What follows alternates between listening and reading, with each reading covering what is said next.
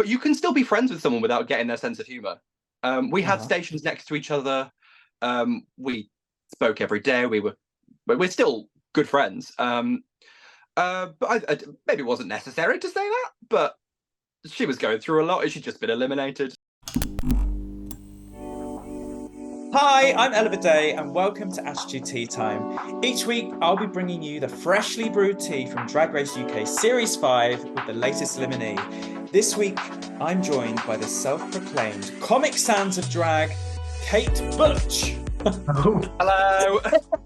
Jesus Christ. I'm in mourning.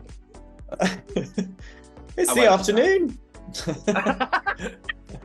How are you doing?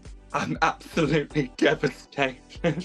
No, I'm all right. I'm feeling very loved, very supported. I've had a great time. People are kind. It's nice. Oh, that's nice. How did it feel watching last night's episode? It was very cathartic. Obviously, I knew it was coming. I just was a little bit scared that I would look like a complete fool and that I'd forgotten the lip sync and it was awful and I was horrible and everyone would hate me. But I think I did all right. I and I did a good showing of myself and I didn't show myself off.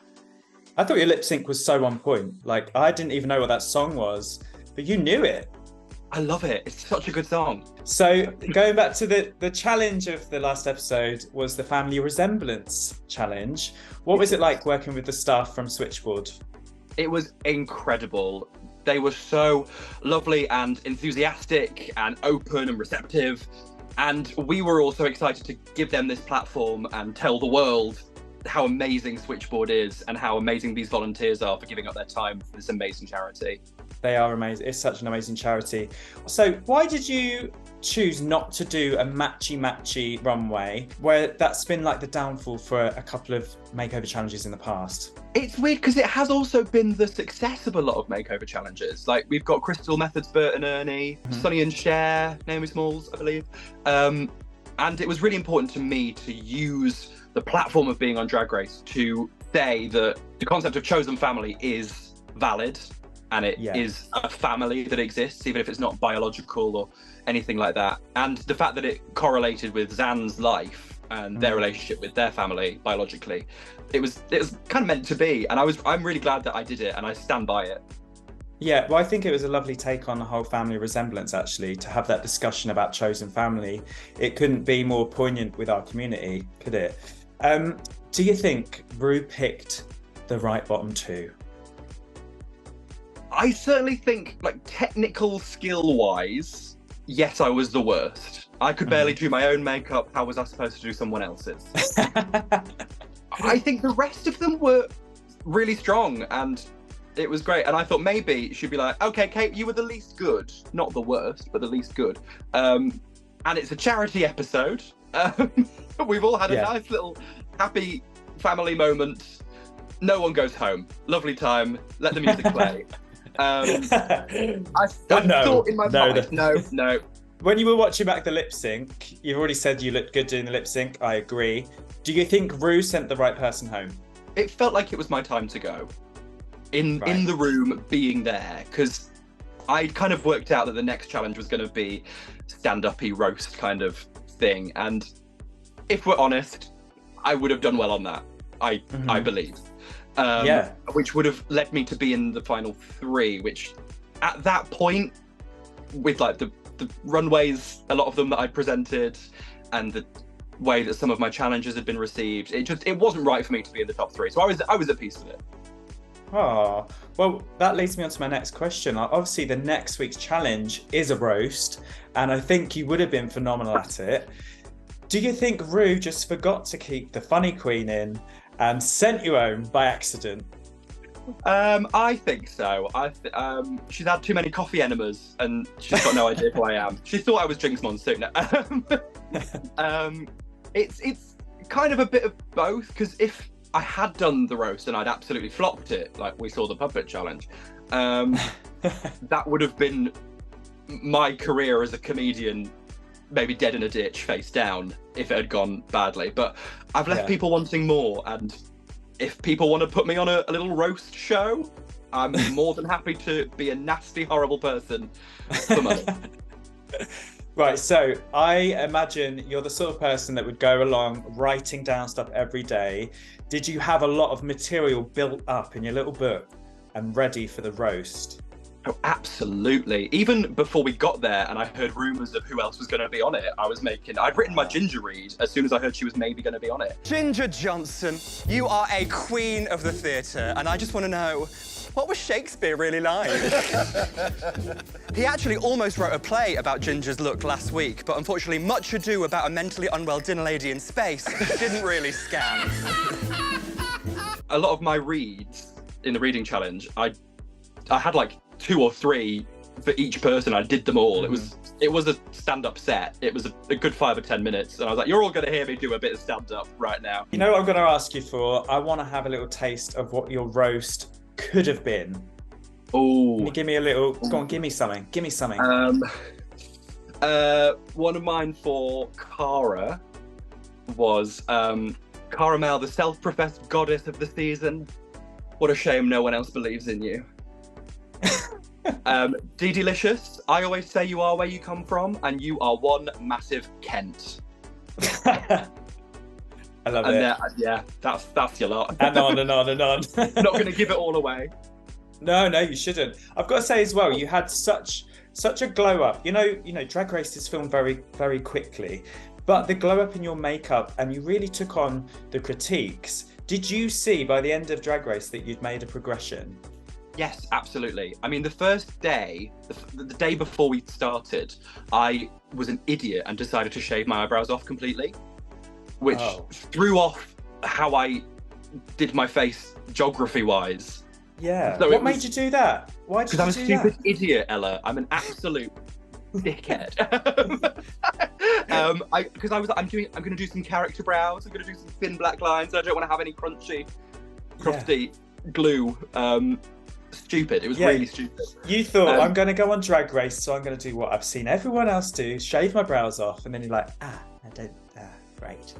I really should have practiced beforehand. But yeah, it was nice to see a progression. I mean, the judges' critiques, I will say, they never gave me like hints or thoughts of what to do. But they would always say to DeDe, they were like, oh, soften this and bring this in and do that. And I was like, she does not need the help. Yeah. I'm right here looking like a mess. Tell me what to do, please, Michelle. Hey, it's not a school for girls. I love it that they were just like, DeDe, can you do this? And to Kate, can you just do better? You look bad, Kate. Next week, maybe give it a go. You're very funny, but you look funny as well. We saw a preview of next week's. It looks like there's a lot of drama coming. Lay it on the table. You're just very sneaky. Woo! Vicky, Vicky, Vicky! On a scale of Ginger Johnson to Caramel, how much drama can we expect next week? It's Vicki Vivacious. It's off the scale. Really? She's back with a vengeance. Vicky with a vengeance. That little preview, it was a delicious little taste. Oh, but we make good TV, don't we, a lot of us? And we all knew that we were there to make good telly. So there's no hard feelings between any of us in the real world. We filmed it all. We joined a little group chat. We had fun, and we're all pals. Yeah. You're making a TV show. You need it to be peaks and troughs, or whatever the bloody word is. Since your Snatch Game, playing Kate Bush, I have to say that very, very carefully because I keep saying Kate Butch. It's tricky. Kate Bush. Yeah. What has the reaction been to your impersonation, and have you heard from Kate Bush herself? It's been a bit of a Marmite of a Snatch Game. Right. I think for me, Snatch Game isn't necessarily about doing the best impression of a celebrity. It's about making the celebrity into a character and putting that character in Snatch Game. And we don't know anything about what Kate Bush has been doing for the last 40 years. So I'll make it up. I don't care. Kind of like what Trinity Taylor did with Lucifer, or they do with Mary Queen of Scots. The diehard Kate Bush fans are like, she doesn't know anything about Kate Bush. She's an idiot. She's stupid. But I've got a solo show called Wuthering Shite that's all about Kate Bush's music. I've done a little cover of one of her songs today. I know what I'm doing.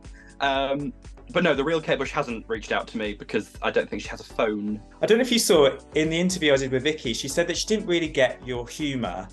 At the time, did it feel like you bonded or did it feel a little bit strained? I was a little surprised to hear that. But you can still be friends with someone without getting their sense of humour.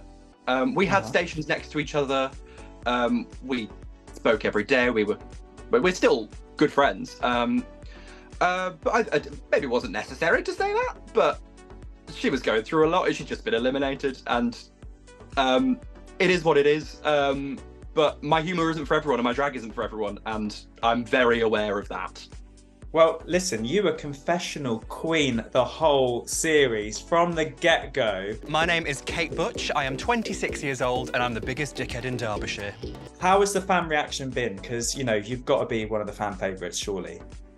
It's been magical. It's wild. I did not dream that it would be like this. So overwhelmingly positive. Like, you have to like dig through to find a negative comment, which I do because I'm mentally unwell. But I know that I'm not like a traditional drag race drag queen. I'm a stupid little bastard, but I'm just happy that I resonate with people and people get my humour and my references, and that maybe if I can be on Drag Race, then any other drag performer can be on Drag Race, and they shouldn't feel limited by what they've previously seen on Drag Race. 100%. I think you had such a unique spin on Drag Race, and you got me, gal. You got me. After weeks of being called out for your runway looks, wig lines, and makeup, you won a RuPeter badge finally, and you looked fabulous on the runway. The grey tone look was the most gorgeous you've ever looked. But I want to know, what queen plunged the knife into your back? Every single one of them. I think it was Ginger Johnson. No. It was Alan Carr all along. We'll do a whole murder mystery for it. Yeah. Was it Murder, She Wrote? Kate, you've come 5th place, and a lot of funny queens have got to 5th place. Ben de la Creme, Ms. Cracker, Catcher. So if you were going to create a comedy empire as a duo, like your Ben de la Creme and Jinx Monsoon, your Catcher and Trixie, who would you want to be your second half of the double act? I mean, we saw last week Ginger Johnson. She's Johnson. Very similar to me, just older and better. But I think we complement each other really nicely, and we have been having a couple of chats about future projects together. Okay. We'll do anything for the money. We'd love to go on Pointless. That's the main thing. I want to be a little pair with her on Pointless Celebrities. Raise the money for Switchboard. Lovely time. I've done Pointless. It's fab. But if you were a double act with Ginger, what end of the cow would you be? Oh, I'm versatile. She's got a bad back. She's old. Let her stand up at the front. Oh, but then she's also got gas. So. Oh no, maybe go at the front. Yeah. I can't not mention the pantomime. I feel like you was robbed. Like, having that role was so full on. There were so many lines, keeping it together. How did it feel not to come into the top place with that? It was mixed. I mean, I got great critiques. I thought maybe the little Kate Butch go to the back and the three of you were great.